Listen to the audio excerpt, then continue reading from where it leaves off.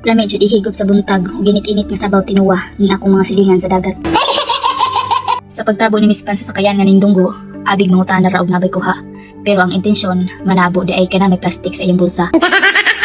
Kuha ni sa bobo ning akong mga ka-bloodline diri ra tungod sa balay. So success ang akong mga plano ning uli ko nga nagmisi kay na may bitbit. Sabtan na laman ang akong itsura kay gikan pud sa ako nakigug mga alas 3 sa kadlawon. Ug karon kay hadlok man kay kumuyatap og mga silingan ako sa ilang dagat. Unya kay naginhawa pa man ni so akong gibutang og tubig para malumos ug di na siya makaginhawa. Naginamhinam naman ko nga makahigop sa baw tinuwa. Unya kay wa pa man siya ni undang og ginhawa. So nagdesisyon na gazub ko. Dukdokon ko na lang ni siyang bato. Sa tinuod lang no, naglisod jud mi kung saon ni pagpahulong ng ilang ginhawa. Pero maluoy mo ko magpasakit nila uy. Mauna! Kini pong kamot sa seahorse nga akong kauban, perting katalawan, hadlok po siya mo yatap aning mga organic fish. Ang mga lips ra ba nila no, kay lambi kayo, bigaon kay dating. So nagtuntod ni kinsay mo kusi nga ni arong hunong ni ginhawa kay magtuwa na mi.